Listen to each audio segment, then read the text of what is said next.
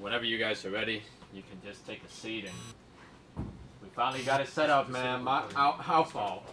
It just took a lot of, moving around and rearranging. Yeah, where are you all sitting there? You guys are over you there. guys can sit there. Okay. Yep. Awesome. Where do you want me? Oh, Jeff. In your seat. My throne. I get to be in my throne. Alrighty. You guys got enough space there? You guys good? Yeah, we're Yeah. Good, comfortable. You need me over here a little more? Alright, we're all good. Make sure it's... Oh wait, they're smoking.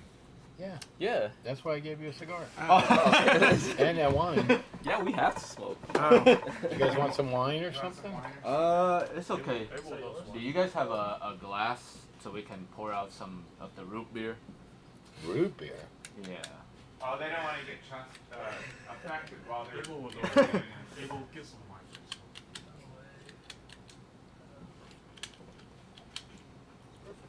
You need glasses, you said? Yeah. Yes, a couple, please. Oh, some people are so. So how was your day today, Rory? Trying to remember. That was pretty good, I guess. I was on the phone with Social Security for 2 hours. A little bit, please.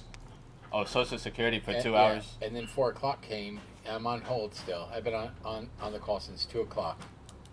4 o'clock comes in. I'm listening to the hold music, and it said, "Our office closes in 1 hour. Your hold time is longer than 1 hour. Please call back on another day." Click. Oh my It's like, why didn't you say 2 hours ago your call is longer than 3 hours or whatever? It's crazy. And what's that for? Like, what are you trying to do right now? You said you're getting like the visas and stuff. Yeah, well, no, I get Social Security, so they wanted me to. We have to present our marriage license in person. You would think they would have access to that. You know what I mean? Mm-hmm. But they want to see it in person, but you have to make an appointment to go there. Oh. So every time I tried to call, I'm on hold for like hours and hours, and it says you have to make an appointment. You don't just show up. So I don't know how to do that. Can't do it online. And now you have to go again tomorrow. You have to try again tomorrow. So I guess you got a call starting at 9 a.m. At 9 a.m. and I might get through by 4 or 5. Just have the phone with you. Go about your daily That's what I activities. do, Whatever put you my got planned. AirPods in Yep. and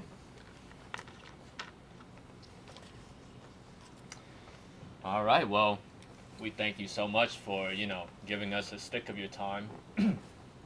This is the first episode of our podcast, and Oh. no better people to interview than you guys, because this was the first lounge that we ended up at where we felt it was a proper lounge, the way you guys take care of us and everything. And it's quite sad for us doing this interview because I wish we found you guys sooner so we could have interviewed you guys during your time here rather than when you guys are getting ready to leave. So, I guess the Not first... leave. Retire. Retire. Bye. Yeah, retire. Retire in a very nice place, which we'll get to later on. But I guess our first question for you guys is, how does it feel, like, this retirement? Are you guys sad, happy, excited, or... yes, Run all us of the through that. above. I was All gonna of say the all of above. the above. All of the above. Yeah, I mean Yeah. it's exciting because we're starting a new chapter. It's sad because we're ending something, and the people the friends that we've made, and actually the environment that we built to have it, in a sense coming to an end. That's why we've been looking for a buyer that would want to continue this.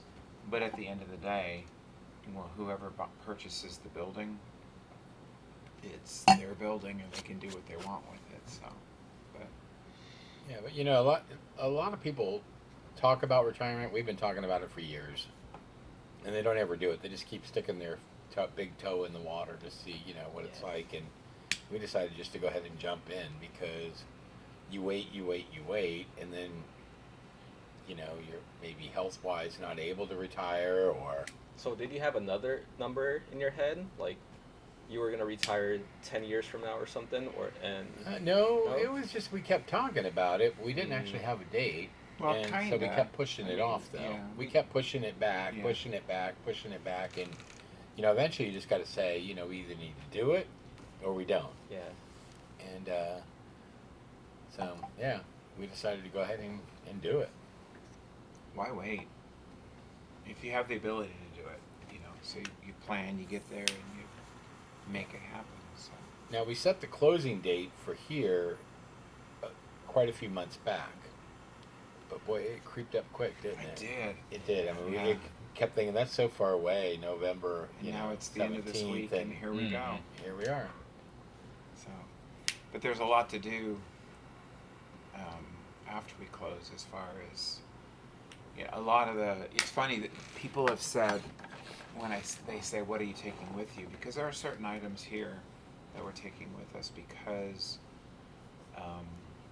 they actually came from our home. And so when I explain that to people, they're like, "That's why it feels like so homey here." It's because, but I mean, we're here more than we're at home, so why not, have some home here with us? So, but yeah. Yeah, one of the guys asked us, "Oh, do these guys live here?" I'm like, "Maybe." Pretty much. It feels like it. Pretty much, yeah. I mean, you've got me here on a closed day. But we're making a big move. I mean, because we're not like just moving back to Florida or someplace else, California or something. We're moving to another country. So the more items we can have that make us feel at home will be a little more comforting, I think, too. But we still would be prepared to go ahead and just sell everything here and move there fresh and start over. But, we're looking forward to that shipping cargo container arriving in 5-6 months, however long it takes to get there. It's going to be a slow boat to Portugal. Okay. But it takes a while to get your stuff over there. But it'll be nice when it comes that wherever we're living, we'll have memories from here. So. And that's in Azores, like completely different language. Like Yes. Yes. it's gonna be. Yeah, we're working on our Portuguese. So We started working on Portuguese a long time ago, and we spent 3 months on Duolingo learning Portuguese. And then we found out Duolingo only teaches you Brazilian Portuguese, which is not the completely same as European Portuguese. So we had to try to forget everything we learned and start all over again. And Portuguese is a very unique language. I mean,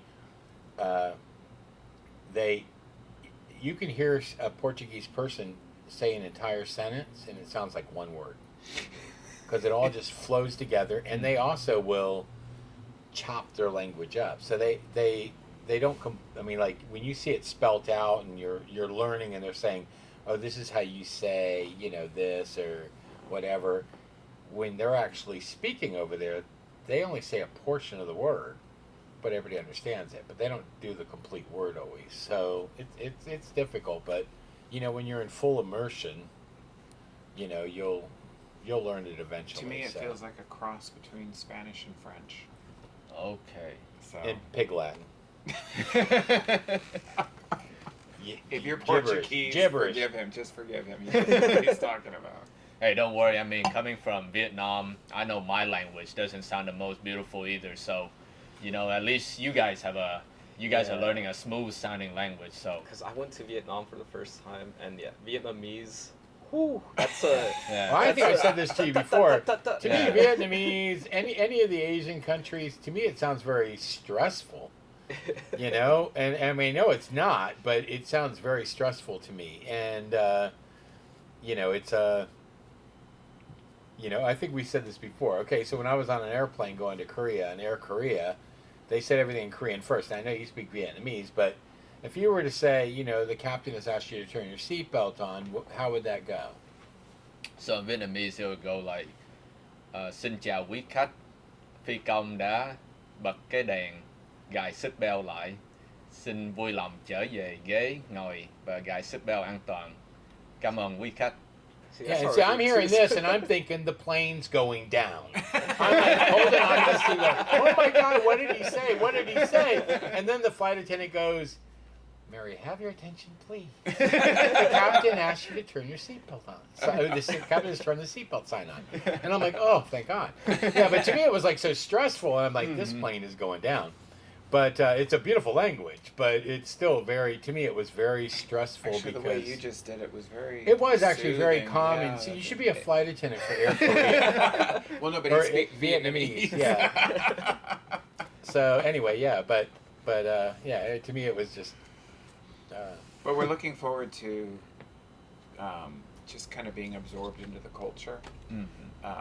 When I get there, I'm going to immediately look for a class because I want to learn how to speak Portuguese so that I can assimilate as quickly as possible. And when I get there, I'm going to immediately look for the neighborhood bar. And I'm going to.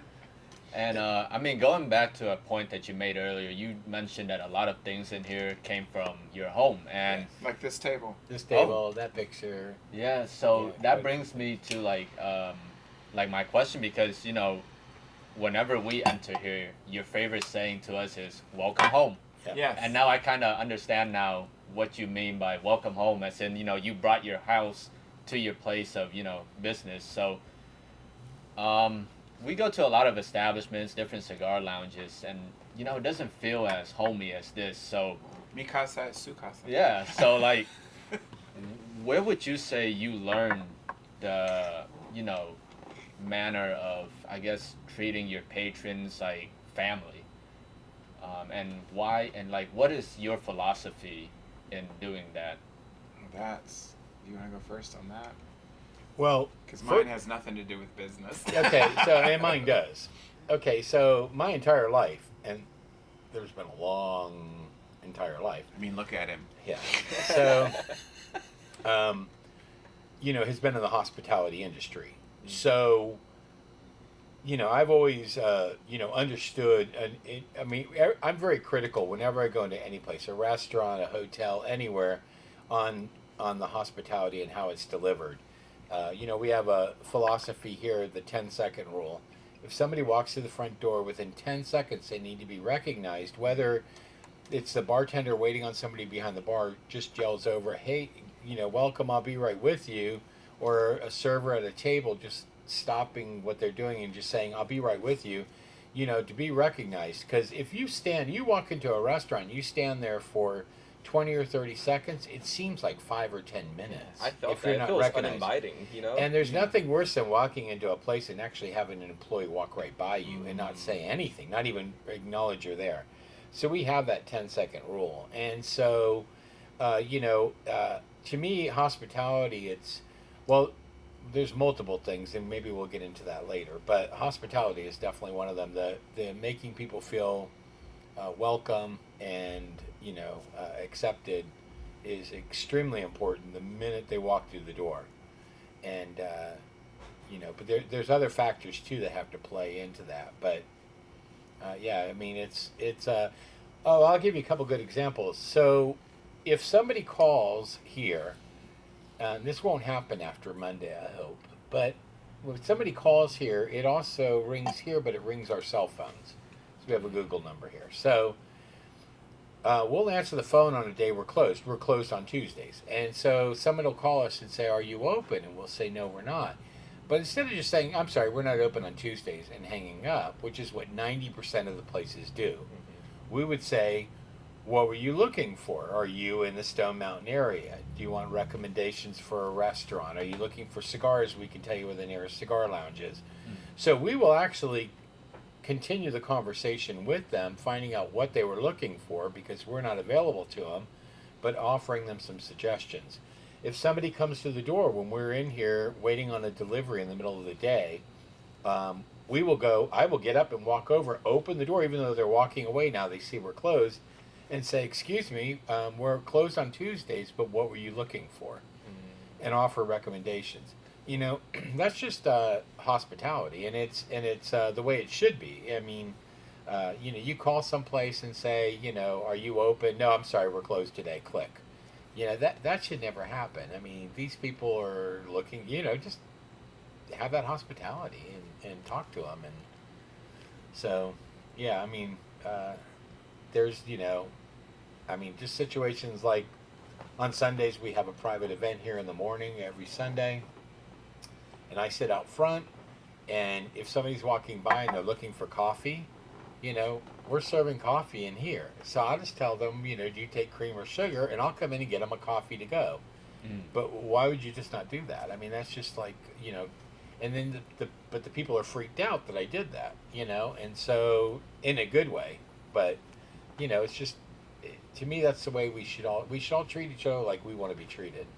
Sometimes it feels like common courtesy is not so common. Yes, I agree. Unfortunately. Yeah. Yeah. And I agree with, yes, everything that he said. My piece of the idea of how did we learn that? I don't know I guess it's a learned behavior, but for me, and I won't get into it, but the way I was raised with a very much, I was an extremist religious group. We'll just say that.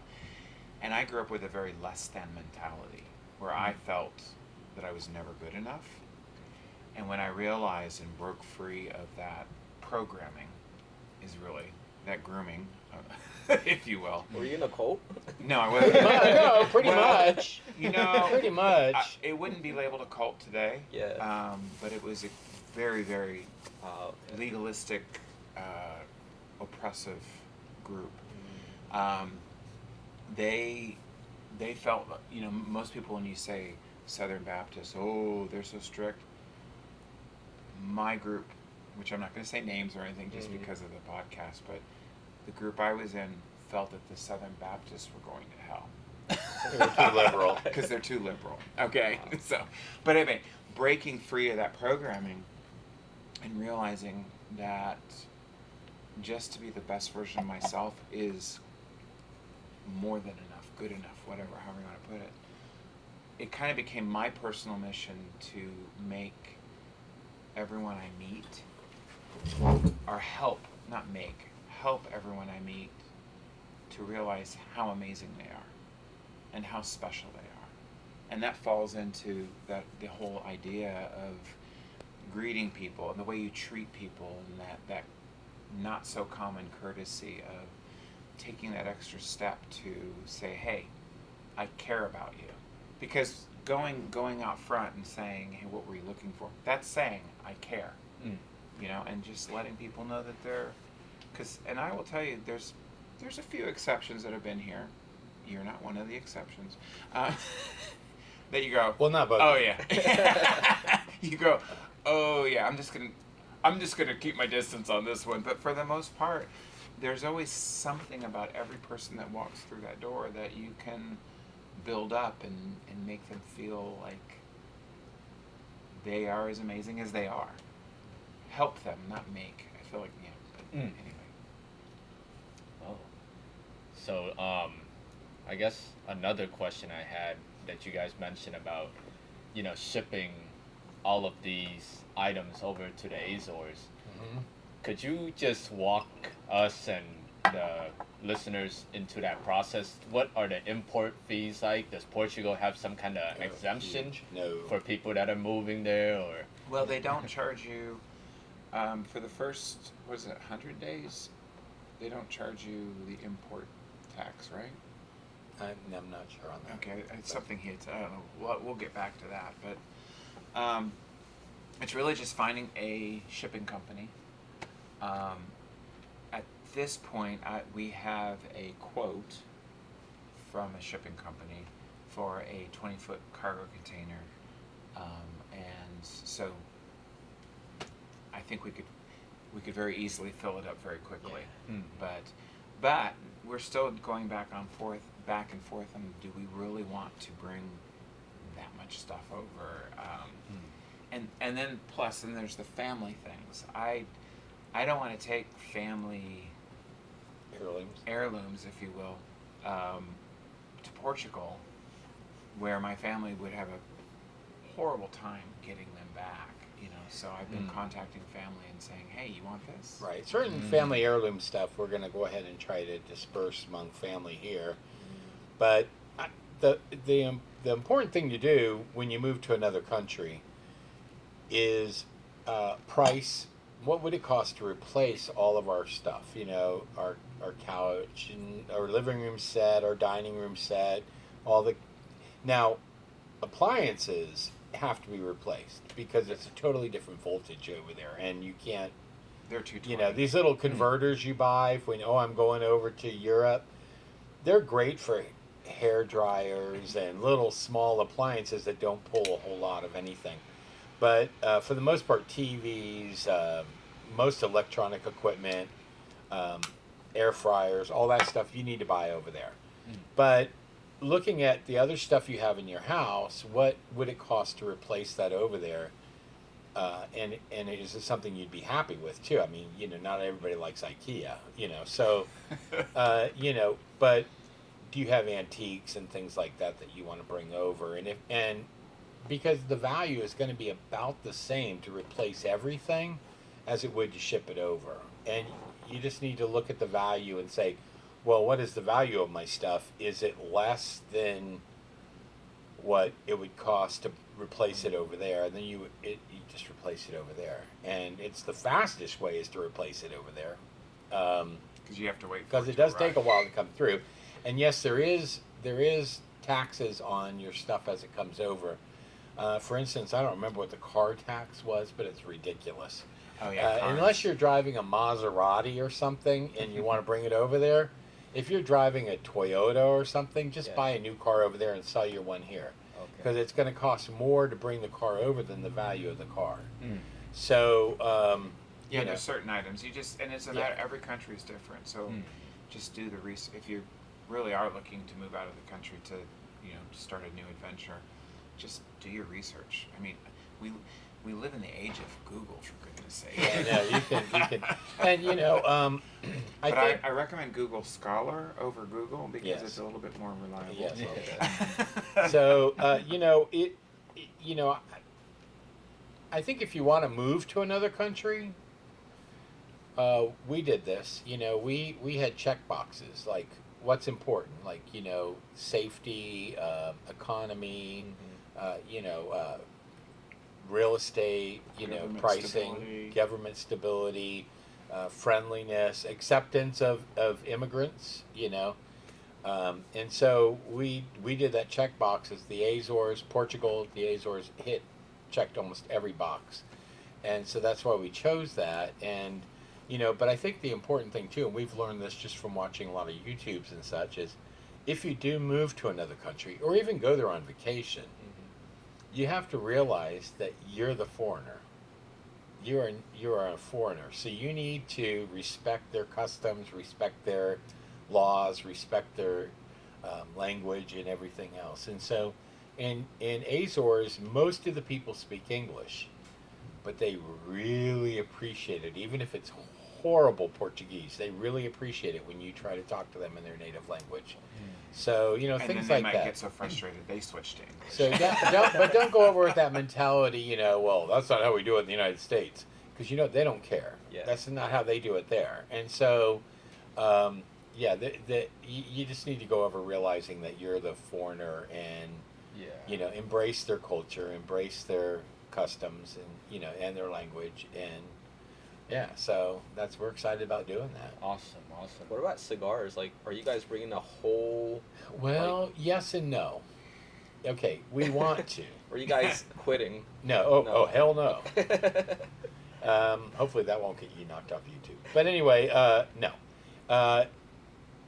There is because feel we are free to curse whatever you want to Yeah. do. Let Okay. it fly. Okay. They will bleep you out. okay. We don't care about that. There might be a lot of bleeps in this. Yeah. No, but Kind of like the Jimmy Kimmel unnecessary bleeps. right. We spoke to an attorney, and you're only allowed to bring 50 cigars. Now that is not a whole lot of cigars for me. That's like a week for him. Yeah, maybe, if that. So, but the point is that if you are a collector and a connoisseur, you can bring. He said he had somebody who brought some very expensive wine over and well past the limit you were allowed to bring, because he got the paperwork and everything that showed that he was a collector. Okay. And so there is ways around that, and we're going to try to do that. But if we can't, we'll just purchase cigars there. But it's you can go if you go as a collector, or collector / connoisseur of it, they will allow you to bring more, but you have to document it and all that stuff. You know if like Portugal has their own type of cigar? You know how like Italy has like Toscanos? Toscanos, yeah. Yeah. Portugal? They do grow tobacco there. Mhm. I have not personally ever smoked a Portuguese cigar, and I'm looking Yeah. forward to doing that. Mm. We may even. I'm looking forward to the Portuguese wine. Yes, Portuguese wine, but we haven't actually found a place to live yet. Right now, we're kind of set on wanting to live in Ponta Delgada, which is the biggest city on the biggest island Okay. of the 9 islands. San Miguel. San Miguel. And however, we may decide to get a house outside of that once we're there and we see the real estate. And you can grow tobacco there. So if that's the case, we may grow our own tobacco and maybe we'll roll our own cigars. Who knows? Do you guys roll? But I do roll. Really? Oh. Not well, but I do roll. Whoa. his cigars look Yo. like a big Toscano. Yeah. It's like a big blunt. Yeah, that's exactly what it looks like. Yeah. But I But with he's getting practice, better. He's with gotten- practice, yeah, you with get better. practice. So, but anyway, yeah, we don't know yet. We might end up having a tobacco farm. Who knows? But That'll be most pretty likely nice. we'll be living in the big city and doing something The like big an Airbnb or a 60,000 people, B&B. The big city. A B&B maybe or something. We don't know yet, but I do know that the first couple of months it's going to be just kick back, relax, drinking great Portuguese wine and cheese and Drinking seafood, cheese. the Drinking- seafood Ooh, that's the best. and all that stuff. But after about 3 or 4 months, as active as we are, we're probably going to want to get into something. So Yeah, we are looking forward Right. to taking a break, and plus in the beginning, the first few months that we're there, 3 to 6 months that we're there. max 6 months. Yeah. We have a disagreement on the time frame. It'll also be us becoming more familiar with the culture, because you can only learn so much from research. But living there, we'll begin to get a feel for what's needed. I mean, when we first opened here 10 years ago, we opened as the nonprofit community coffee house, Cafe Jaya. Cafe Giant. Tell them about that. Like, why did? Let me finish this real quick. Sorry, but we opened as Cafe Jaya, but then after we became immersed in the community of Stone Mountain, we realized, simple thing, people like to drink here. So we went to we got the beer and wine, and then when we found that we were 10 feet too close to the Baptist church or whatever it was, we began looking for another location, which is how we ended up on Main Street in 2016. And then we reinvented ourselves, and we kind of morphed to fit what the community wanted.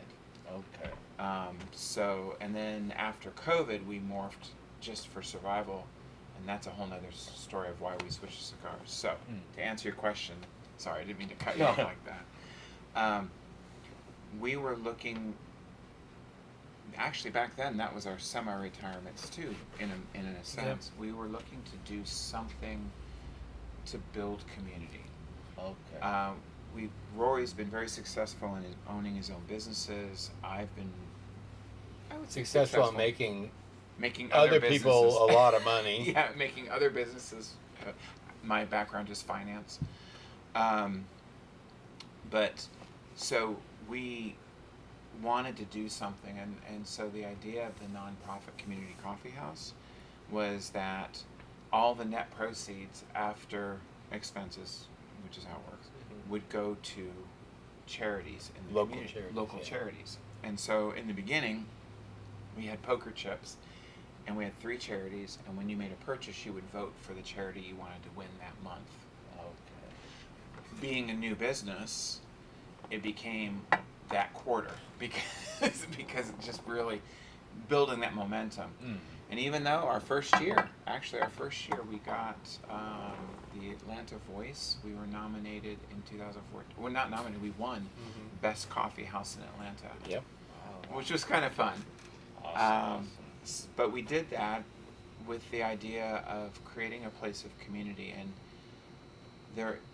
we could be here way longer than you want to be, sharing different stories of how people and this sounds like bragging, but to me it just feels so good that so many people have told me, we moved here after coming to your coffee house because we wanted to be a part of this community, or Rory witnessed / orchestrated the burying of a hatchet, if you will. There were like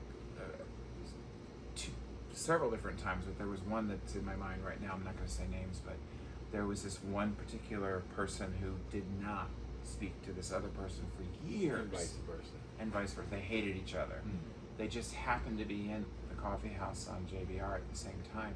And Rory brought them together at the same table, sat with them for a minute, started conversation, and then he walked away and started doing work and left them there. And then all of a sudden, very close. Their friendship renewed. Relationship began. Because I don't know that there was a friendship before that. Stuff like that, just, in this space, I love the fact that at that front table, we call it the romantic table, we've had 4 engagements. And then if you go, I think it's on our Facebook page, we just had cutest couple. They didn't get engaged here, but we let them take their engagement pictures here. So cool. I mean, I love that. We had a wedding on the back patio that I officiated, and Awesome. because that's what you do. That's building relationship, building community, and just feeding into each other. So that was Cafe Jaya. Then when we moved to Main Street and added full liquor, enter the city regulation of 50/50, and we had to rethink the model of coffee house because you have to sell 50% food to liquor. And so that's when Rory, the culinary expert that he is, we switched to having like savory crepes and just kind of a French feel to the menu. And then COVID. And at that time though, when we bought this building in 2016, we were when we opened originally as a coffee house. A coffee house opened down the street, and we weren't doing a great business anyway. With coffee. And so we decided to let them have the coffee business because we did most of our business later in the evening because of the full liquor. And so we became more of a bistro inside. We added the piano, and the patio was cigars only. And the people on the patio smoking cigars, and they were bringing their own cigars. They weren't even buying the cigars from us, so this didn't count towards that. But yeah, during COVID, we're like, are we gonna reopen after COVID? Because a lot of places, do we reopen? Are we just no? We were fortunate because we owned the building, so our mortgage didn't change, whatever. But we decided that when I was looking at numbers, I found that the people who were bringing their own cigars, only buying our food and beverage, were spending 3 times per person what the people inside were. And that included, of course, was skewed a little bit by Friday and Saturday was our karaoke night. And we would be wall to wall, kind of college frat party feel. There was a stage where those 3 tables are in front of that mural. And it would just be loud and crazy. I don't know if you've ever been here on Sunday. were you here last Sunday? No. I think that's the only day we Okay. Okay, yeah. like karaoke and stuff. So right? it's gone because last Sunday was the last one. It was, good thing you weren't. but last Sunday, actually, was even more so, much like what it used to be pre-COVID. There was no place to walk. For Mia to come through with your drink order, she would be like, excuse me, and food was like, and that's how it used to be, just wall-to-wall people. And when I found that the cigar smokers were spending 3 times, that's when I started doing the research of, okay, so how can we legally bring cigars inside with food, beverage, and all that? That's why we pivoted to being a semi-private cigar lounge. And what that entailed and what we needed to do to meet the requirements. Chill the vibe. We have a piano player every night now. You love that. Except Sunday. Except Sunday. Well, this Sunday, our last Sunday, Stanley will be here. Do you sing every day as well? Wednesday through Saturday, yeah. I love, that's one of the sad things, because I really love to sing. I really love to sing. And so I'm going to miss singing every night. That part I will. Well, that actually brings me to another question I wanted to ask you, because I saw that you have a background as a vocal trainer. Where did you see that? It's on some published article that they did. Okay. They said that, you know, you have a background as a vocal, like, trainer or something like that. Like, Well, okay, so my undergrad is in secondary music education. Okay. But I never became a teacher. The sad part about when you're working on your Bachelor of Science, it's your last year is when they send you for student teaching. And I was doing student teaching, and I'm like, I hate kids. I mean, it was so hard to control a room of fifth graders. You know, I had fifth graders, and I came back from that going, yeah, I don't want to be a teacher. So when I left college, Before you do that, I was going to add, children are like farts. You don't mind them when they're your own. But other people's? Sometimes they're like, yeah, It's like, exactly. So I did teach private lessons, voice and piano, for several years, many years, as I pursued other ways to make money.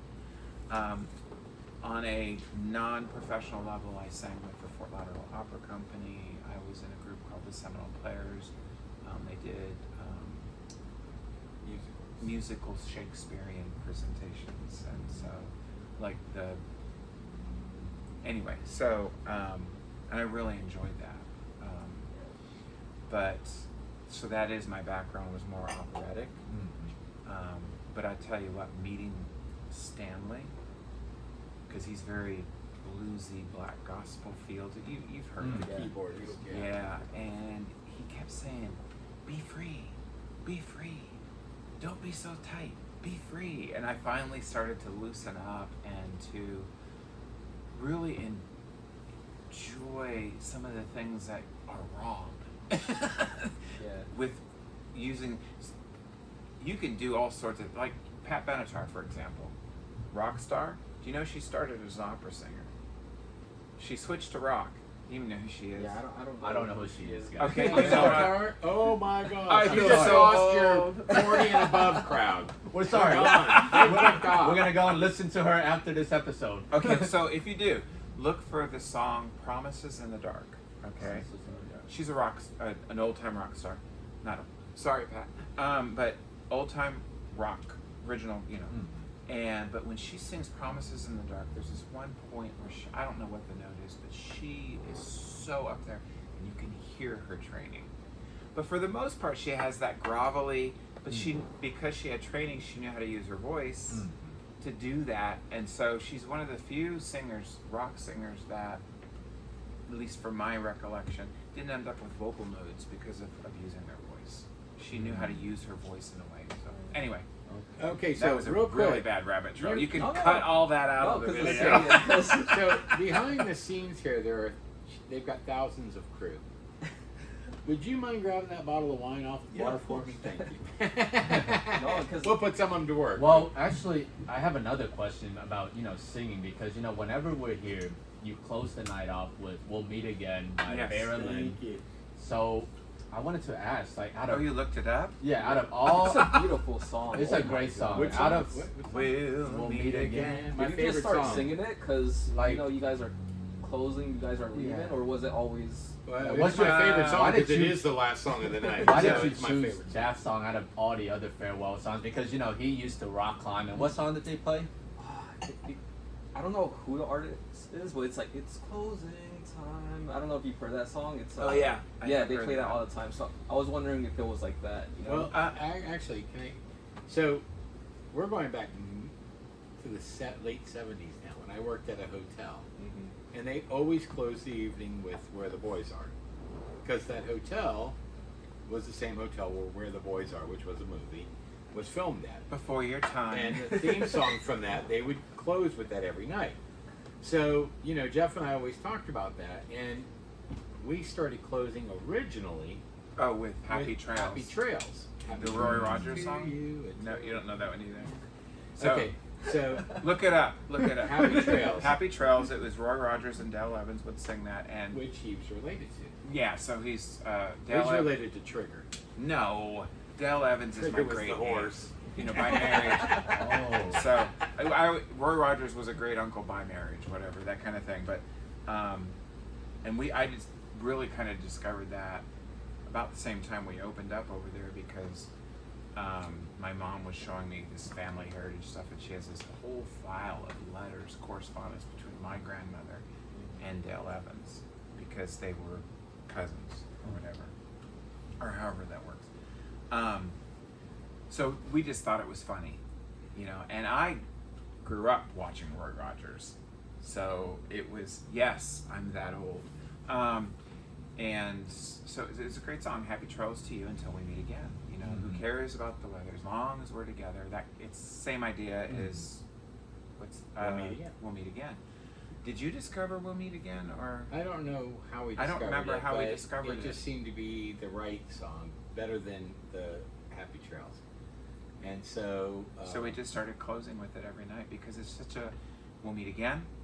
You know, don't know where, don't know when, but it's going to happen, you know, Some because sunny friendships day. are forever kind of feel Yeah. to it. And then the silly part of me, I don't know what started that. I used to start to be, well, you know, I'm silly.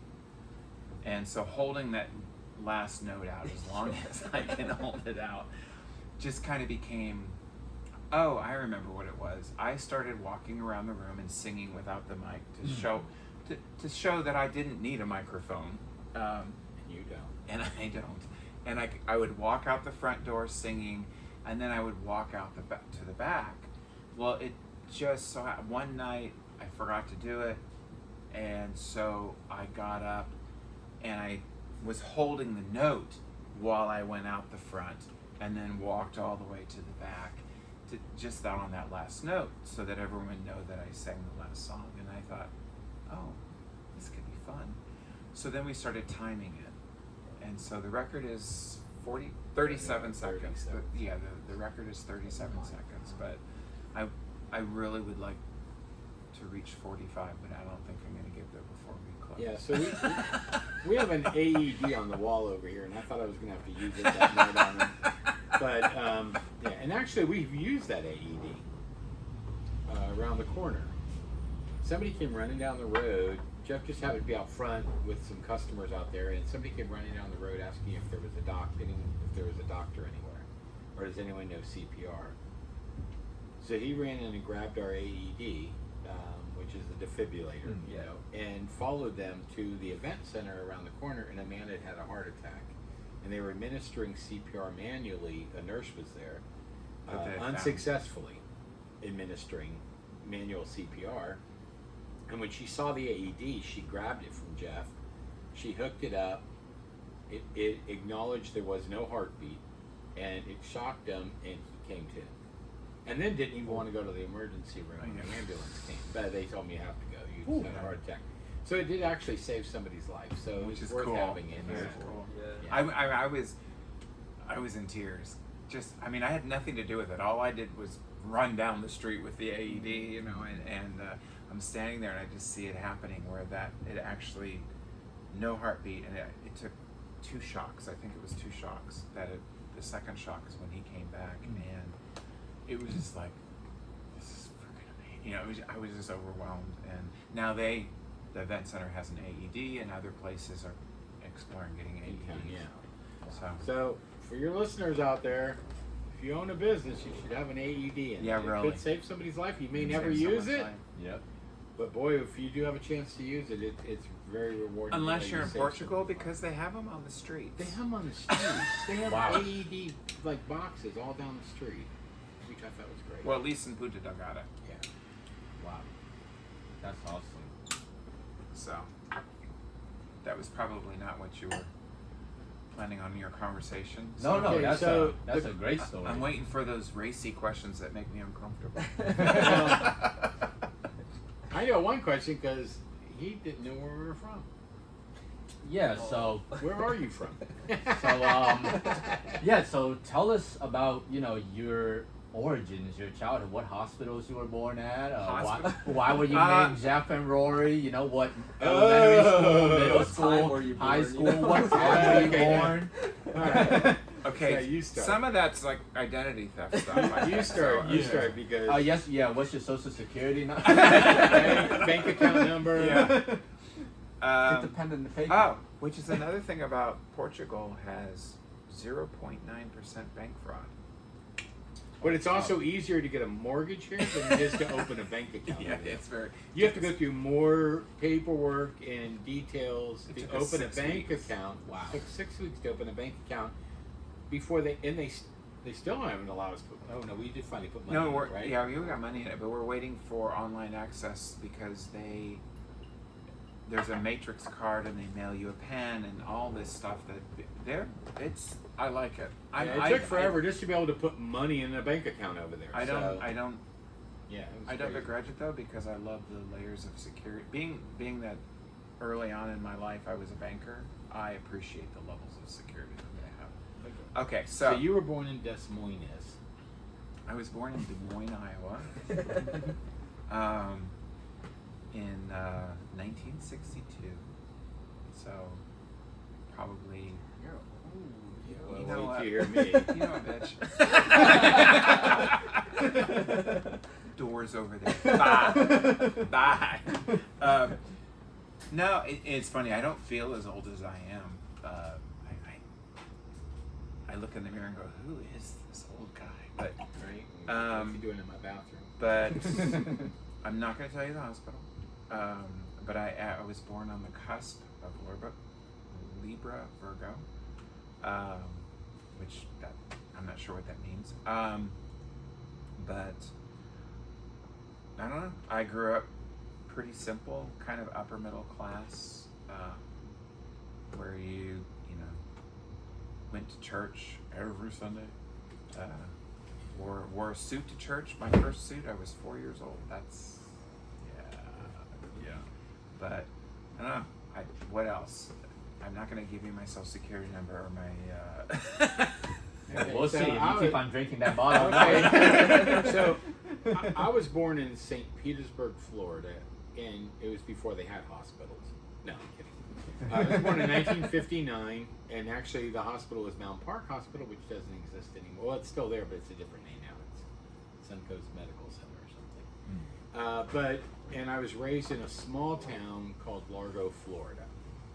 And Which is no longer a small town. it's no longer a small town, but it was small when I lived there. And I grew up in a trailer park, not a mobile home park, a trailer park. And there's a huge difference. Okay, we were very, very poor. I remember one year for The Christmas- trailer still had wheels. Yeah, it did. And I remember one year for Christmas I got a box with batteries in it with a note that said "toy not included." Yeah, we were very poor. So. If you believe No, that. But I'll tell you something very unique because in the 60s, the 50, well, I was born in 59, so the 60s, growing up. He's cool. Okay, man. well, thank you. I'm old and So- you're not. Then, He just made the cut. because he's not going to be mean to the elderly. Anyway, so we used to get a care package delivered to our house like every month or twice a month. Mhm. And there's a big box, and inside the box, and it was the government delivered this box because we were poor, and in the box was this huge block of sharp cheddar cheese, powdered milk, which, by the way, if you've never had powdered milk, don't. It's horrible. But anyway, a big blocks of cheddar cheese and a big can of peanut butter. And it's so funny because that was like surplus back then. And so today, cheddar cheese and peanut butter are extremely expensive. But back then it was like, that's what they were given. And I just thought it was, and spaghetti and stuff like that would be in there, noodles rather and stuff. But anyway, yeah. So I mean, I grew up very very poor. I didn't know I was poor, and you know, I mean, I went to a friend's house one time and they actually had like a formal living room and a family room, and I thought they were like millionaires. And you know, but it's like, yeah, you know, when you grow up in that environment, you don't really know that you're poor. And I grew up in a very eclectic trailer park. I mean, we had like every nationality you could imagine there, and it was, you know, and so I got to experience a lot of different cultures and things, which was fun growing up when I think back on it. But it was definitely Well, an and experience. he's not. He had an amazing mother. Yes, I did. An amazing mother. She was, when she died, there was a full page write up of her in the, what was the paper? Times or the St. Petersburg Times. St. Petersburg Times, because she was so involved in the community, and she was a founding member of like PFLAG, which I don't know if you know what that organization. It's Parents of Friends of Lesbians and Gays. It was way back in that time frame, and because she was just, I didn't meet her, but I feel like I know her because I've met her children, and her children, with the exception of one. Which one? The one. Oh, she's dead now. Yeah, she's and dead. I have an Oh. alibi. It had nothing to do with it. She. But yeah, she was my evil sister. Well, not that, evil. but She was just the evil challenging sister. one. But the other three, his other two sisters, are just amazing people. I mean, they really are. So, and it's the Webbs are amazing. They're amazing kids. Well, not the Webbs. Well, yeah, the Webbs, but You three. Yeah. You three. yeah. So anyway, how I got my name? You asked that. Okay, that's a very good question. Okay, so my dad was extremely abusive. He was a very, very violent man. And there was a long period between, I have two older sisters, and then there's a long period before I was born. And my mom was pregnant 4 times, all with boys. And he beat her when she was pregnant, and they were all miscarried. And back in the 50s, it was just like the poor lady can't carry through, she has issues, whatever. They never investigated, they never did anything like that back then. And so, but he would beat her while she was pregnant, and she would miscarry. So anyway, he was just this really evil man. Well, he beat her when she was pregnant with me too, and I was born like a little over a month early, and put into an incubator, and not sure I was going to survive. Not sure I did survive, but anyway, not sure I was going to survive. And so he disappeared. He just disappeared like he would always do when he beat her. And they needed to name the baby. So they asked her, what do you want to name your son? And she named me Rory, which was her boyfriend when she met my dad, before she met my dad.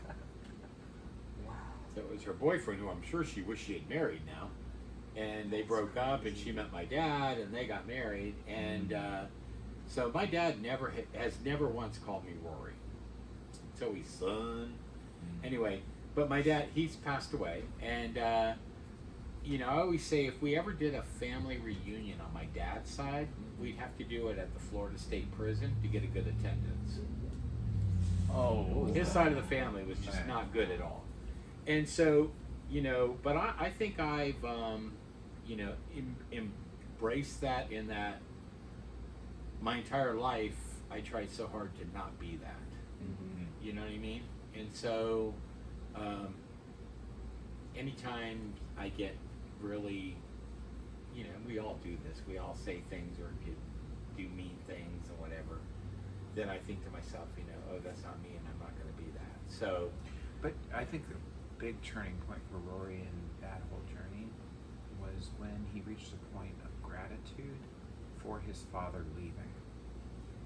yes. When he was able, and gratitude is a huge, huge growth thing for us. When you can look back on things that are negative in your life, things that you wish you'd never done, things that you wish had never happened, and have gratitude for it, that's when you really start to blossom. And he reached a point where he was so thankful that his dad left, because had his dad stayed, his My life would have been very miserable. different.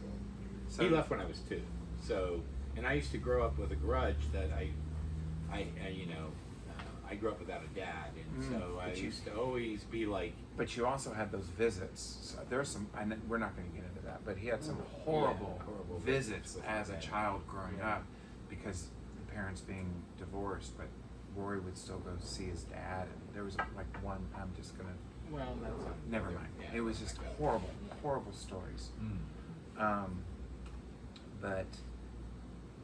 But a huge lesson from that is gratitude, learning to find. You know, it got to the point where I realized I'm grateful he left. I used to hate that he left, and I grew up without a dad and all that. But I thought, actually, it was a pastor of ours that pointed out, if he hadn't have left, how much different would your life have been with meetings every night and, so. Yeah. Anyway, that's great. so changing This is of subject, real how I down. got my name. Right. Mine's frothy and stupid. So, my oldest brother his name comes from my dad's family. My middle brother, his names come from a friend of the family and my mom's side. And when they got to me, I was supposed to be a girl, so they didn't have a name picked out. And they decided that, my dad wanted to name me Ferdinand. Could have been a boy named Sue. A boy named Sue. They don't know that either. Thank God I was not Ferdinand, because I don't think I'd make a good Ferdy. But, because that was one of his ancestors. But my mom decided on the name, and she won, of Jeffrey Allen. Only because she liked the fact that Jeffrey R-E-Y matched Carey R-E-Y, and that my initials would be J-A-C. That was it. No family connection to my names at all, just complete, poetic, if you will. This is what but I do like the fact that the name Jeff means divine peace, and Allen means humorous one. And I try to live up to my name. Okay, so now you guys are the hosts of this show, Yes. but I want to ask you, how did you get your name? You want to go first? Okay. So my full name is Tro Ting Nguyen, and in Vietnamese culture, I think it's very similar to even other Asian cultures. Our names have like some kind of meaning to it. So Tro means like the higher powers, I like that. and then Ting is like a blessing, like divine blessing. So my family name is Nguyen. So then Tro Ting, it just means like a divine blessing upon your life wherever you go. And that's what my mom and dad had named me at the time. And much like you, I also grew up without my father in my life, but it wasn't due to like immigration reasons more than like any other reason. Like when my mom and I emigrated from Vietnam to come to America, the paperwork was just too complicated to claim that she was married at the time, so she just filed like single mother, and we were able to like come to America much quicker that way. So ever since then, like it was just me and her. But yeah, that's how I got my name. I like that though. You're a divine blessing. And is your mother still with us? Yes. Okay, I'd like to talk to her about filling out immigration paperwork. Oh, Maybe I'll go single. If it's quicker. Yeah. Okay. Yeah, mine is pretty simple. Grady Hospital, they had a book with a whole bunch of names. My dad's like, I like Edwin.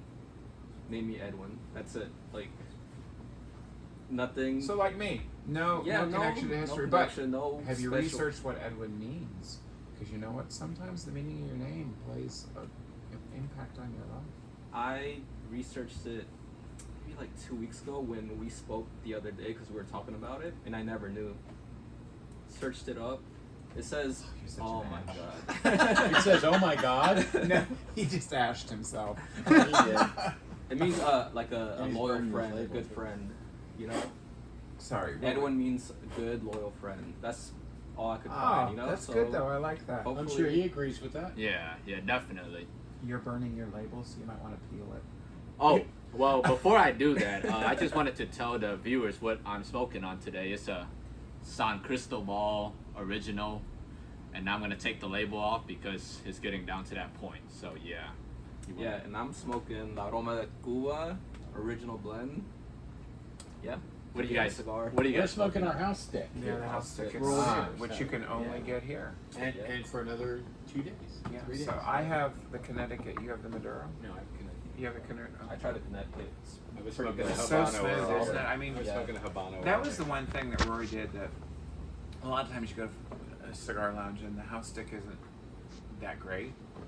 We went through a lot of different tastings and found a house stick that was reasonable price, that had a nice flavor, could hold its own with the bourbon and such, and it's just, I like the Connecticut because it's a little creamy. The Maduro is a little bit more, Yeah. but and it's Felix of Harlem Cigars. Harlem Cigars. Yeah, Which so- is on off of Lawrenceville Highway. So Yeah. this proprietary lounge. blend that is ours, once we're closed, will probably go to somebody else, right? Oh, probably. Okay. But yeah, but if any of your viewers are cigar smokers, Harlem Cigars, they're in Lawrenceville Highway in Lawrenceville, and he has a place obviously in Harlem. And this is his second location, but it's a beautiful lounge and it's very welcoming. And Yeah, if Felix Felix- is there, you'll yeah. love meeting. him. Well, foreshadowing because that might be episode 2 That of might the be. podcast. Oh, there you go. Yeah. He goes Beautiful there a lot, lounge, yeah. really. Not as old world as ours is. It's more of a kind of a modern, not modern. It's Contemporary. very, I very, would say very contemporary. comfortable and It's very and comfortable, inviting. contemporary. We went there and one time, and actually our first time there, let's put it that way, our first time there, and we were invited into this circle of conversation immediately of people that I don't know, but you knew a couple of them, or did you? Yeah. But it was, and I like that. That's the other thing I like about being a cigar lounge is you can't rush a stick, and you sit there and you have a conversation. Right. And you become family with people that are here. You know, you immediately just can enter into a conversation and We caught we stole this from somebody else, but it's the leaf life. life. And that's why we got into cigars, you know? We started in Vietnam. We started with Cuban cigars. You know, Out like of all cigars, you know? yeah, like Oh, the cheap stuff. the cheap stuff. Yeah, because when we went there, all right. So full disclosure, before smoking cigars, I used to smoke the Devil's Lettuce, and when we went to Vietnam, I'm sure you can get anything anywhere in the world if you look hard enough. But during that time, I wanted to just make that transition. I wanted to be done with that in my life. And when we were there, we replaced smoking one thing with smoking another thing. But at least this is like much easier to get.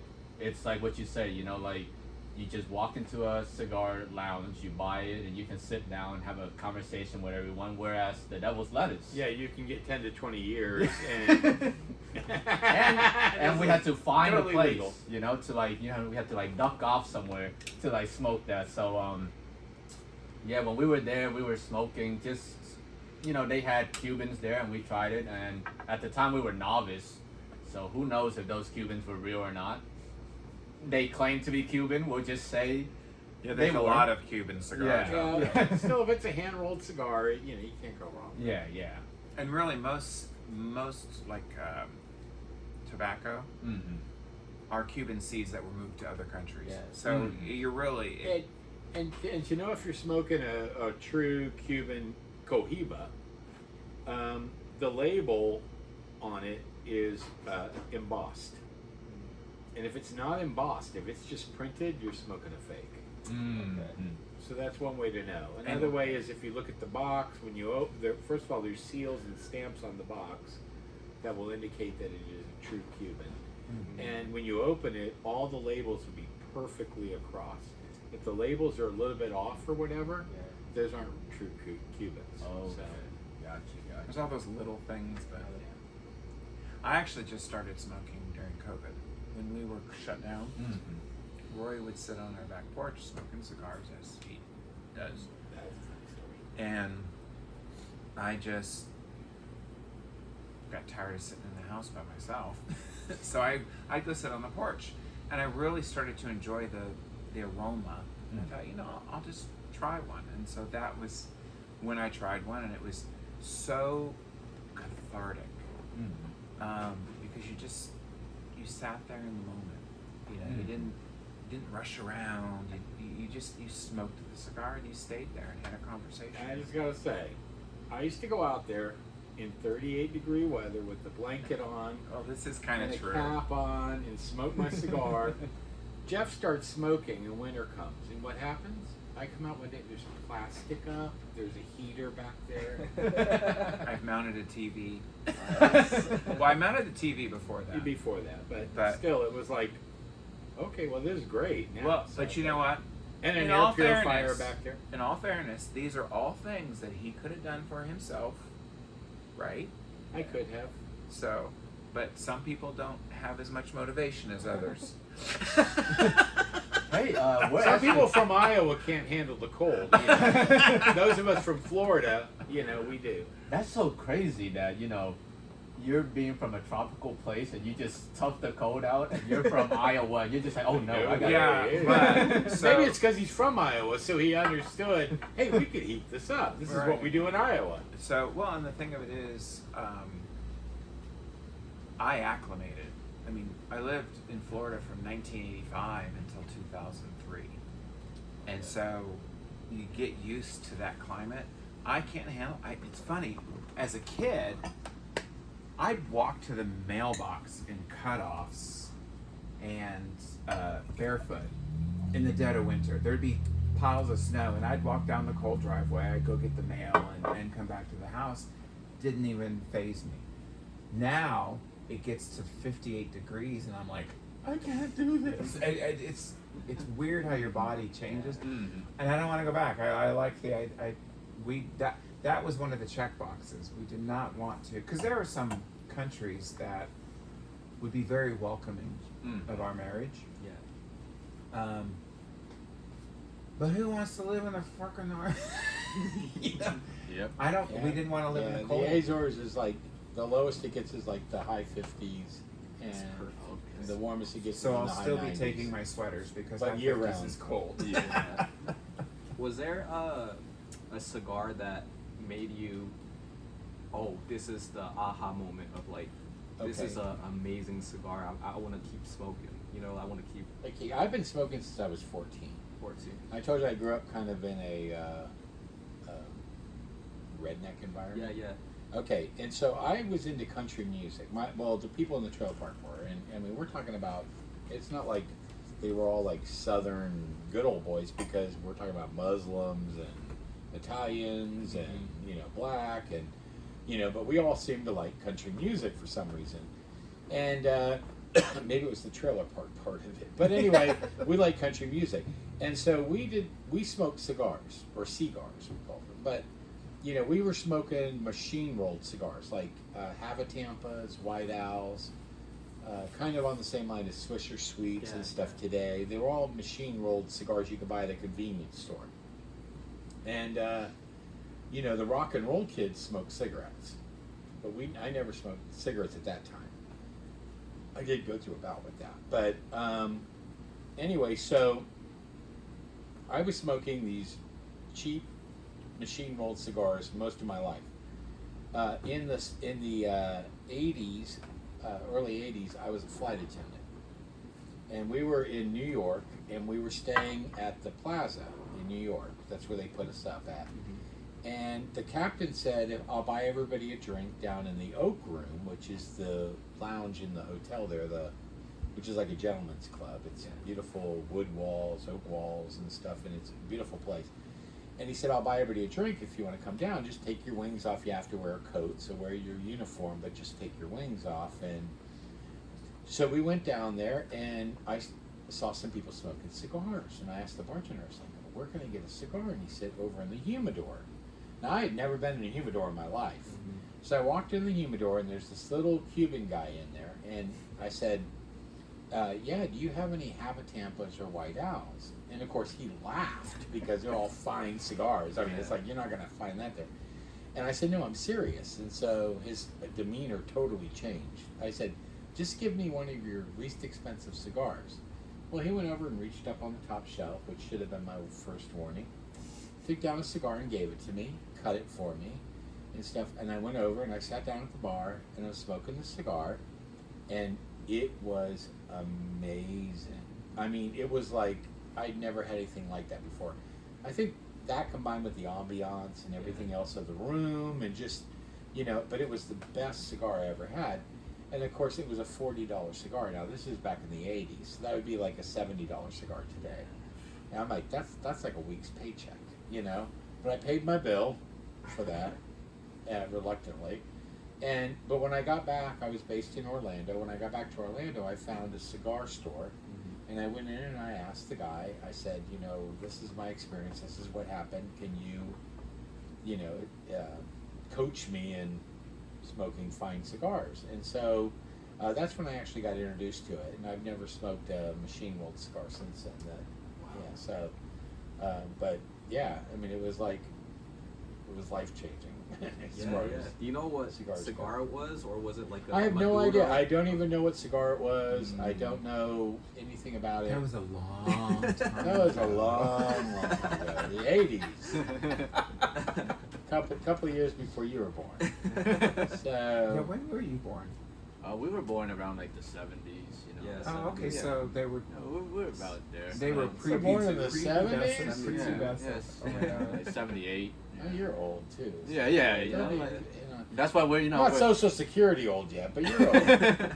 Welcome to the podcast. Two drunk old No, men. four Drunk old men. Right. No, they're drinking root beer.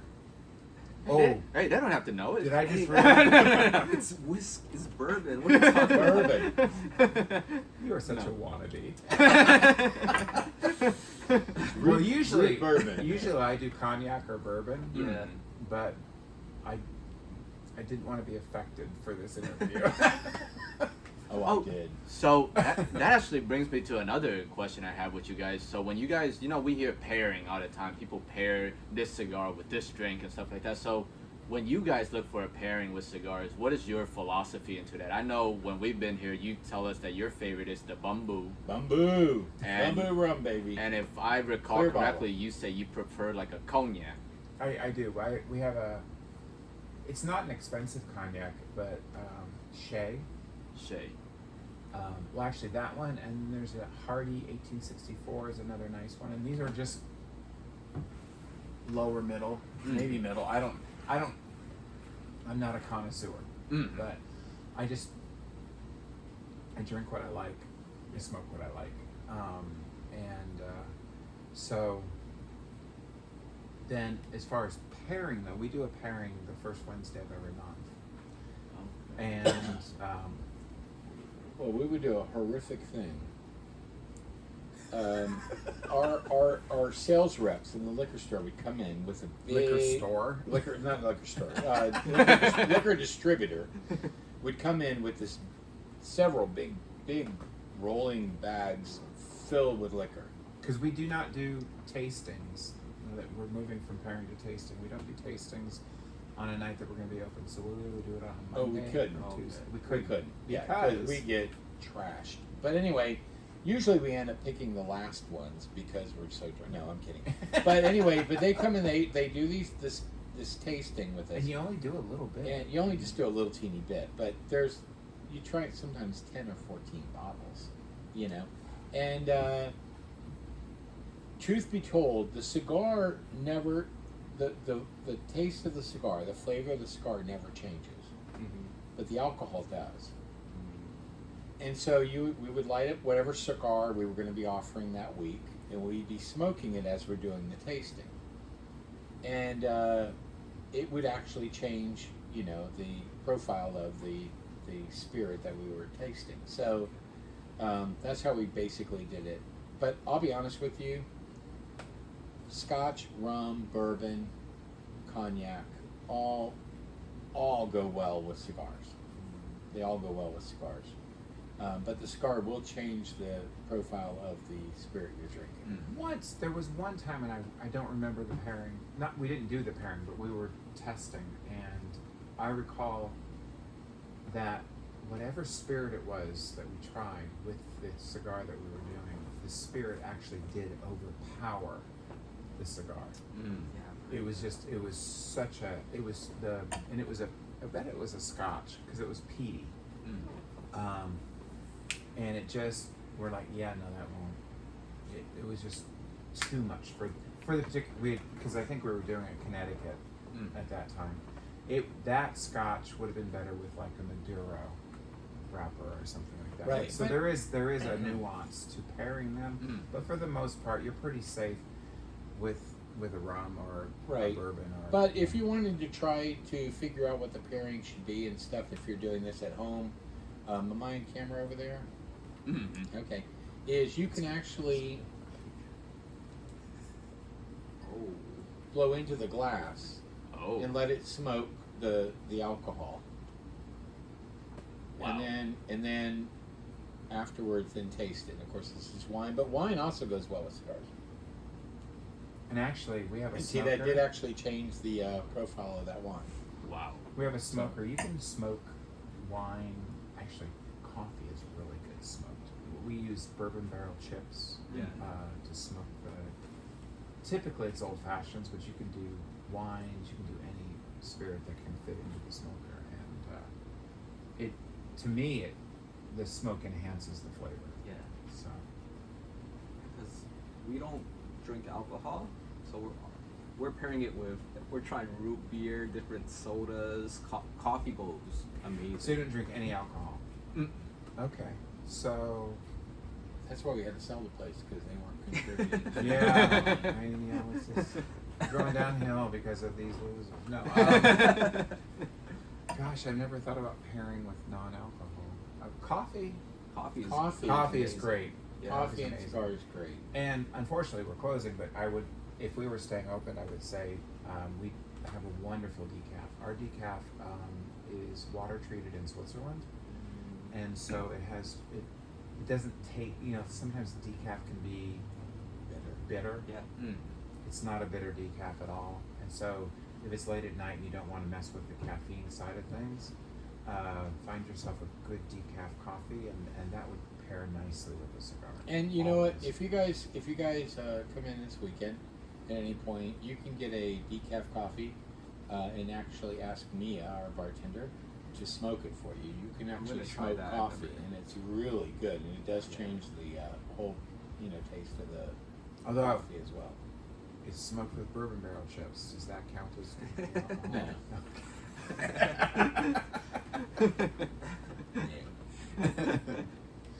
So then, you guys say you're smoking the house stick. So I just wanted to ask, what is the, on an interview you said if you had a superpower, you would want to be a master cigar roller. Yes. It's not a superpower. So, but that's That not. would be a superpower. Trust me, I've tried it. I've tried it. It's going to take a lot more practice to get it Rolling down right. cigars is such an It's art. such an art. I want to try one day. It Okay. just Have looks you so seen interesting. our Jake Wyatt cigars? Yeah. And the artwork that they put into the tips and stuff? I mean, that's skill. That is definite skill. Yes. So I guess I have a two-parter to this. So your house stick, what was the process like? Like, did you guys go to a certain country and just smoke a whole bunch of different blends? No, Did you tell them what you want? We actually collaborated with Felix, who owns Harlem Cigars, and he has some amazing cigars too. Harlem Cigars. The Brother is my favorite of his. He also reps for DBL, which is where they roll in the Dominican Republic, the DR. They roll his Harlem cigars, and we asked him to have them roll several cigars for us. So he sent us about 10 of 3 different cigars. Blends, yeah. Blends, yeah. And so we passed those out to our members and had them vote on them.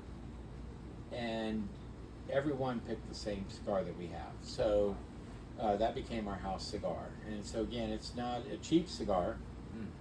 We retail them for $10, and But it's not super expensive. and they do a shaggy foot, because I like shaggy foot. So they do a shaggy foot on the end, and that means the wrapper doesn't go all the way to the end. So the end it's easier to light. And yeah, we just it was the best cigar, so we chose that cigar. But we had them send us 3 different kinds. Some people would go a lot more than that, than just 3, but the one was so good that everybody loved it. So, and then he started rolling them for us in Connecticut. The original was a Habano, and then he started rolling them for us in Connecticut, Habano, and Maduro. So you could get mild, medium, and full. And yeah, so that's our house stick. But, Okay. Awesome. yeah.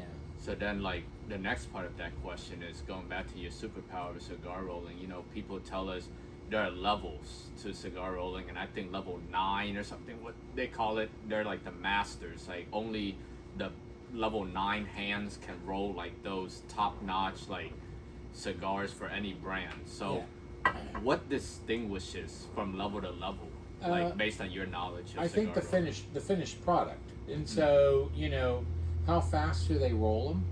And when they roll them, it's like there's a certain quality to them. We get, and Jake Wyatt is an example of this, because we're in such good rapport with Jake Wyatt. We, for personal consumption, we buy their rejects. So 1 out of every maybe 8 to 10 cigars are rejected because they just weren't rolled perfectly. And so they're still very smokable, 100% smokable, and they're amazing. They taste just like the other cigars, but there was some kind of defect in the cigar itself, in the rolling. And so Jake White, it's a little bit easier because they're so artistic with their, there's like an artistic thing to the cigar. They have the little dot on the end and stuff. Yeah, the dot And and so- the spiral. And, And all that. And so they have a lot of messes up. Oh. A lot of messes up? A lot of Have messed some, up. Have some more wine. I might have more wine. I have some messed up cigars, and there's nothing wrong with the cigar. It's just that the detail was not to their standard to put it into a box and sell it. So, and they'll sell those to us at a pretty cheap price. So we're lucky to get those, and we consume them personally. As a matter of fact, we might get more before we leave. And so,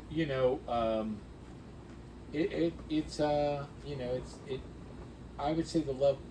If you're a level 9, you probably roll 30 cigars that are perfect, and 31 might be a reject. Or more, or you roll more than that. So, it's the speed and it's the quality of the cigar being rolled, and so. But there's, people who are like a high-level cigar roller, they can just feel the tobacco and know I'm not using that leaf. Just by the feel of it. It's like that. Which to me is just amazing. It's a skill that you develop. Yeah. But it's amazing. And if any of your listeners are ever in Tampa, go to Ybor City, and it's spelled Ybor, but it's pronounced Ybor City. And it's like Bourbon Street in New Orleans, but for cigars. And almost every shop you go into, they're rolling their own cigars, and you can actually watch them hand roll the cigars. That's so cool. And it's maybe it's a field trip for you guys for your broadcast, but A better field trip, Nicaragua, Esteli. that would be good, or Dominican Republic, DR. Dominican Republic. Yeah. Or the Azores down the road, Or we're maybe gonna down run in this Azores, back. We start rolling our own We're cigars. gonna run this back. We'll run this back. So Come yeah, to but your tobacco blunt from Rory. That'll be So- fun. That'll be fun. So yeah, but there's definitely, if you see somebody rolling, you'll know there's an art to it. Mm. Have you ever And- seen someone roll a cigar? On YouTube. Just on YouTube. Yeah. It's, to me in person, it's so much. It's because I have videos of when we were in Esteli. Am I saying that right? Esteli, yeah. Esteli. And watching the video doesn't have the same feel as being there in person and just, you know, the whole process that they go through. It's just amazing. And like you said, the feeling of the leaves and stuff, they do that. It's just, yeah. It's a Yeah. skill. It is a Yeah. real skill. So- And it's a lost, it's a slowly becoming a dying. lost art, yeah. Because, you know, people aren't. It used to be, if you wanted to be a tabacero, a cigar roller, you would, at maybe the age of 12 to 14, determine that, and your family would bring you to a cigar roller, and you would leave your home and go live with the cigar roller. And for the first year or something, you would be sweeping up their house, cleaning the house, Yeah. doing stuff for the, and then you go into the factory and you start sweeping there and cleaning up there and wiping all the tables down and all that. And then eventually you'd be working in the warehouse where they store the tobacco and blah, blah, blah. And by the time you were 18 or 19 years old, you knew every leaf by smell, by touch, what it was. And then, you know, after you start rolling, you start another 4 or 5 years, you'd learn the quality of it. When you're in your late 20s, you could be a number 9. I mean, you could be a level 9. You could be, you know, an absolute professional cigar roller. But they don't do that anymore. You know, now they hire people off the street, like, you know, in their 20s, 30s, 40s, and teach them to roll cigars. And it's not the same as working your way up the ladder. That makes sense. So then, in that same on that same topic of your house stick and things like that, so when you opened up this lounge, what was the thought process into selecting what cigars can go into your humidor? Okay, so we carry a lot of boutique cigars. And boutique cigars are cigars like, if you all wanted to start your own cigar line, that would be a boutique cigar. Then there's the big boys. I mean, like the Rocky Patels, the Plasencias, I could go on and on and on with all the big names, the major factories. Now, they're probably the ones that are going to roll your cigar. But you would do like what we did, or you would go over there, like you were saying, and actually sit down with Felix them. did. Yeah. And Felix actually went over to Dominican Republic, to DBL, to get our 3 blends that he sent to us. And, boutiques are, to me, very unique, because that's what's going to get us, I think, most of our cigars into Portugal, is the fact that it's boutiques, so that you can't get them in Portugal. And so, because I can't get them in Portugal, they might allow me to bring them over. So,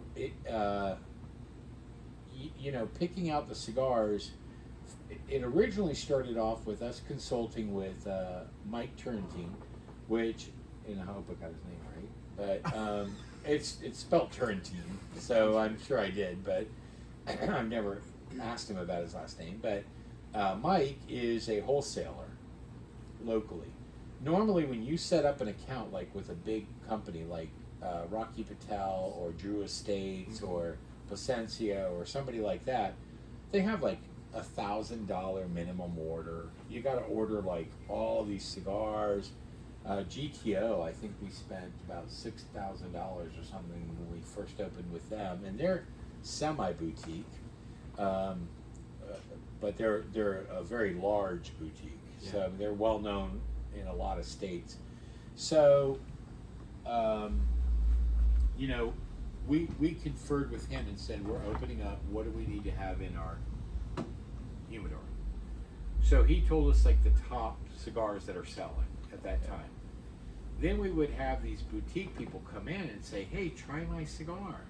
And if we liked it, they'd leave us 2 cigars. If we liked it, we carried it. So Carver cigars with Frank Carver. Frank Wood. Frank Wood. I always say Frank Carver, but it's Yeah, Carver Frank Cigars, Wood. Frank Wood. Frank Wood's the owner. He came in and gave us cigars they were amazing cigars, and we loved them. So we said, yeah, we want to carry this. La Miranda La Miranda, yeah. is the one I like. But his labels look like some middle school kid printed them. He's gonna They be so did. mad that you put this on there. Why they were ugly or? Oh, just- the labels No, were it was no, just- the labels were it was a cheap. plain They white looked band. cheap. It They was looked a- like they were printed on an average printer, designed by like. I'm not sure who designed them, so I should be careful. Yeah, but, be nice. yeah. Don't worry. Sorry, be Frank. honest Sorry, because you Frank. guys are gonna. But be I across told the him. ocean soon. I said your That's label. I said I can sell these cigars. They're good, but the labels aren't going to justify the price we need to charge. Mm. And you know he did. He changed his label. Now he has one of the nicest labels Yeah, he has a I've beautiful ever label. seen. So you know, Frank it's, is a good guy too. Yeah, he is a great guy, and his cigars are amazing. The label did it injustice, you know, and it's silly, but yeah, people he do changed judge it to book be by the very cover. nice and fancy, and now, you know, they sell like crazy.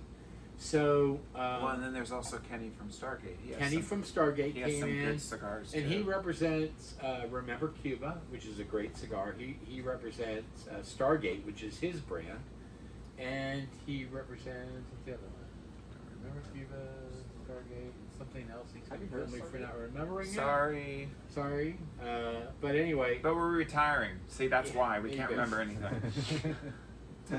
So But and that, if I can jump in, yeah, the cool thing about that was, before cigars, prior, to 2020, we also did that with our spirits.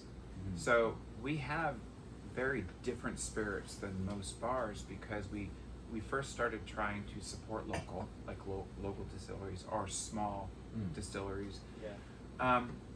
That was just our thing. It kind of fit with the whole vibe of community, and so we kind of wanted to continue that with the cigars as well, but still have good quality. But the neat thing about it was, which didn't really happen with the spirits, but with the cigars, we got to meet all these amazing people, and we've developed. I mean, Frank, Felix. Kenny. It's him. I was like, it's him. Did someone come in the door? No, it's one of their thousands right. of people behind the scene. I know. Quiet down over there. No, but Frank, Felix, Kenny, I mean, all of them that we've met, they're now family. They're friends that we're taking with us. Yeah, we're no longer going to be their clients. They're no longer going to be their distributors, but they're still a part of our lives. That, to me, is the beauty of the cigar world. Well, Because their cigars are so relationships. good too that we might still be a customer if we can get them to ship to us. Yeah, I don't that's know true. what But a customer, but not a just we. Right. Unless we open a lounge over there. But yeah, and I love that just becoming a cigar lounge has kind of deepened our commitment to building community. It's a little different because yes, there are people in Stone Mountain that will walk in and go, "Ew, you saw cigars," that kind of thing. It's like, yeah, it's across the front of the building. It says cigars, but okay, yeah, 13 times. yeah. But it's just the community that we've become a part of with the cigars. It's just been a beautiful thing. And I mean, really, would we have ever met? And I love you guys. I mean, I look forward to, there are people that I look forward to seeing. And we would have never met. No, Because we don't run in the same circles at all. an empty glass is a bad prop. And so that to me is the beauty of cigars. It kind of crosses all those, our clientele. We have everything from far right Republican to far left Democrat, everything in between. We have everything from, I don't know that Muslims are supposed to smoke, but we have several Muslim people that come in here, maybe on the down low, so no names. Everything across the spectrum of religiosity, if you will. Everything socioeconomic. We have people that live paycheck to paycheck, and we have people that own hotels in Costa Rica. And we have And everything in even between. some transgenders that come and sit at the bar. Yeah. And and everybody is accepted here. Nobody is laughed at. No one's pointed at. Nobody's ridiculed. Nobody's, it's like they're all accepted the minute they walk through the door. But I always say the only people that walk through this door are cigar smokers, non-cigar smokers, and future cigar smokers, and that's all that walk through the door. It doesn't matter what else you are, or where you're from, or what you look like, or who you love, or any of that. It doesn't matter. It's when you come through the door, you're family because it's a cigar lounge. And Most of the non-cigar smokers come on Sunday for karaoke, but I think cigar smokers are very big about. They recognize that we all have more in common than we don't, and they focus on what we have in common and not the differences. And wouldn't the world So be a there's better very place few if we arguments did that ever Mm. occur in a cigar lounge. So, Yeah. Well, I mean, there's no better way to cap off our first episode than that. Like what you guys say. Like this stick that we all are holding unites us in a way, and yeah. I think outside of cigars, we should all practice like accepting everybody for who they are, regardless of their background or beliefs or what you may have out there. At the end of the day, we're all on this one floating rock in space. So let's learn to, live in unity and share the space while we're here. Yeah, Because exactly. at the end of the day, no matter who you are, we're gonna be in the same plot of ground at the end of it all. And, let's just make more happy memories while we're here. We want to wish you guys, the best in your transition over to Portugal. The Azores, the Hawaii of the Atlantic. If you guys are not familiar, search it up. Beautiful place. Hopefully, in the future, where this podcast goes, if it's successful, not successful even, we'll still end up in Portugal. it'll be successful. Don't talk It'll about be it. successful. And Absolutely. hopefully we'll meet you guys again out there. We'll run this back episode 2. We'll We'll catch meet up. again. Yep, we'll meet again. Somewhere. Yep. So, you don't have to use this, but I just want to say this. There is a Bible verse, Mm-hmm. because that's what my master's was, divinity. But there's a Bible verse. You know what the Bible is, right? Right. No, we're not familiar. Yeah. But it's They're young. seek and you shall find, seek and you shall find. We'll just stop with that. Thank you. No, ask and it will be given to you. Seek and you shall find. Knock and it'll be open to you. But the seek and you shall find.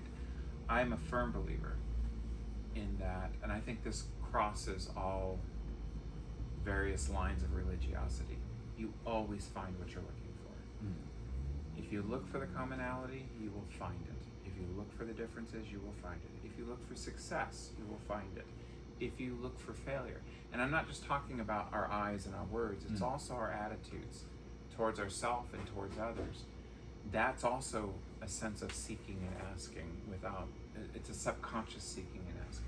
So that would be my challenge, is we just all need to start consciously and subconsciously seeking unity, peace, joy, and successful podcasts. Thank you. Thank you so much for, a stick of your time Yeah. and sharing, our first episode with us. And we couldn't have thought of any better people to share this first episode with. So thank you so much, guys. Yeah, you're welcome. Really Just good. when you're rich and famous, just remember where it started.